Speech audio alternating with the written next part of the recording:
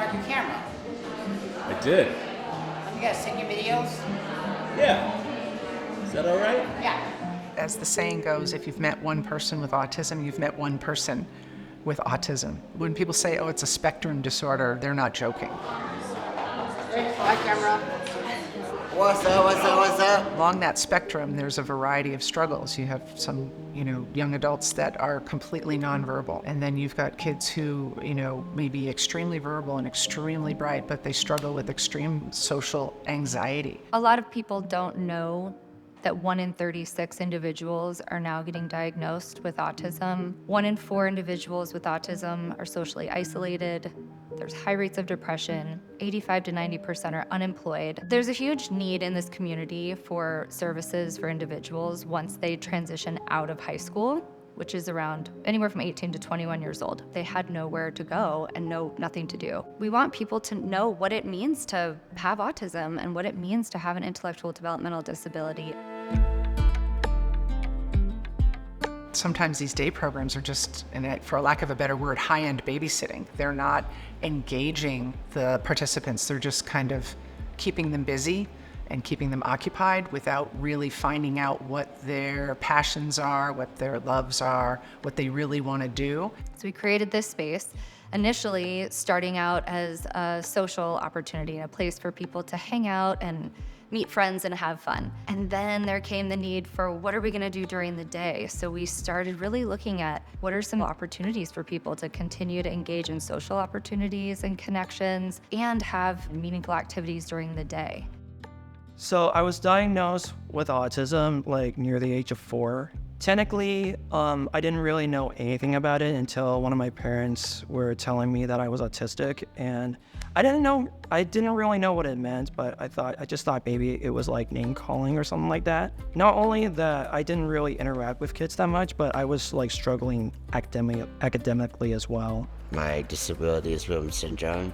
There's a lot of kids who have Revel syndrome. I'm not the only one. When I didn't know I had this, I felt really scared, really uneased. So I got involved with Revel 2 years ago. I had a lot of fun there, and that I was getting more comfortable in trying to get to know people who have disabilities. So. I used to be bullied a lot at school. After I started going here, it got way better. I got a little feeling in my energy, in my heart, in my gut saying, wow, this place is like therapy, a really good place to just get away from anything, any trouble, any noise. And it's a very calm, relaxing place. Oh, no! Jack loses his turn! Our social lounge is where Revel started. It's offered on our evenings and weekends. It's still a place where people come and create friendships. Our teen programs are focused on individuals 13 through 17, teen camps and outdoor camps. Gear Up is great to let them interact with the community and while having that support network of each other and the staff. We also have a program through Gear Up that's focused on adult skills, like life skills, cooking, grocery shopping, things that will help them gain more independence when they eventually go out in the community on their own. Our outdoor adventure camps allow people the opportunity to take their adventure to a new level with outdoor rock climbing, whitewater rafting, overnight tent camping, skiing, archery. Yeah! It's Revel Outdoor Adventure Camp Day 1. So we're out at Bear Creek Lake and we're doing some paddleboarding and kayaking and just kind of getting people more comfortable and being independent at a lake for a whole day, which is, a really cool opportunity. I did kayaking. Check it out how Connor's standing and he's got his paddle longer now.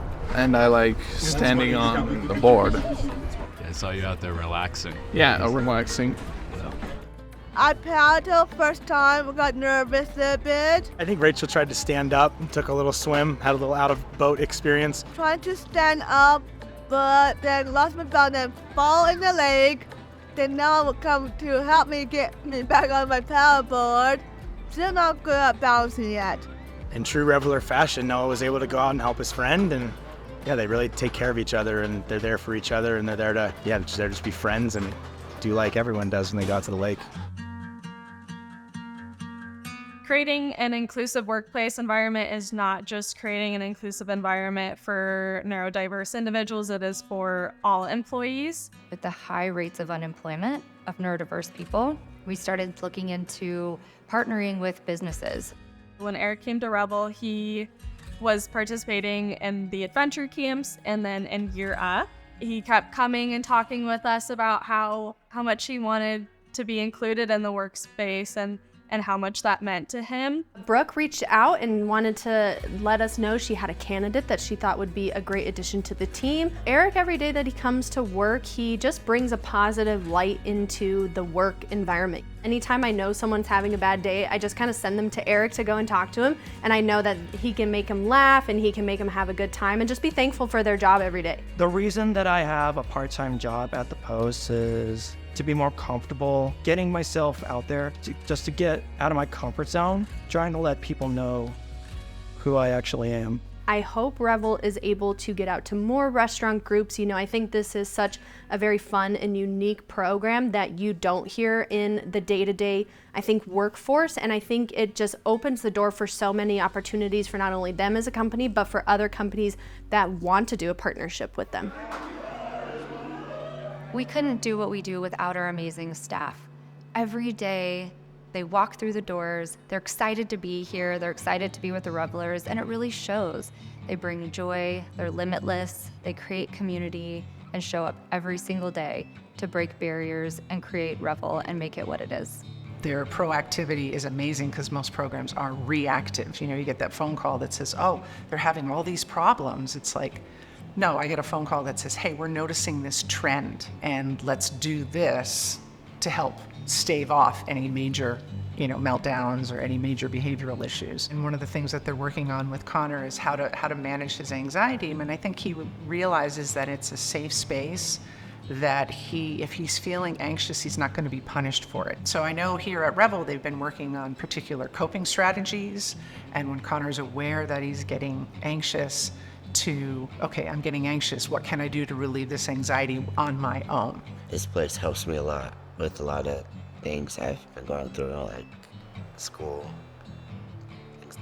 depression, chat a lot, yeah. What's up, guys? Welcome back to Daniel's Vlog. Hanging out with Revel.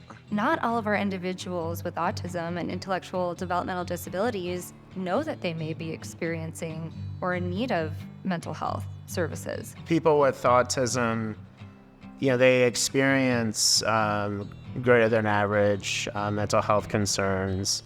Autistic burnout might be confused with depression, and there may be an urge to treat it as if it's depression. So, well, just get out there and, make connections, make friends, and energize yourself, when that's the last thing someone in burnout may need to hear. What I am hoping to do is to provide neuro-affirming or neurodiversity-informed psychotherapy or psychological treatment that can meet all the aspects of any given individual with autism and intellectual developmental disabilities. It's really important for us to be able to offer mental health services to individuals to help elevate them to the next level. When your mental health is operating on a level that you're available to access other learning and other opportunities, you're able to grow.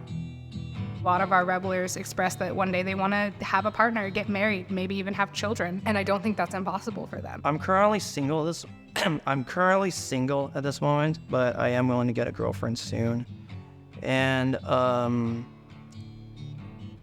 it's gonna take time. One of our Revelers was really struggling to practice appropriate social skills in terms of like having a crush, something all of us have experienced. How do you feel like you know someone? Like, at what point do you feel like you understand who they are and can make a decision about whether you would like to maybe pursue something more than friendship with them? He's done really well. Like, he's having better conversations with people, his friends even. Like, he's getting to know them on a deeper level. My biggest fear is what's going to happen to him when I'm gone. I don't want it to fall completely to his sister. The reality is that caregivers aren't going to be around forever. We need to create a community where people can have that connection and that home long after their caregivers are gone. I'm just happy he's there. I wouldn't want to think about him being anywhere else.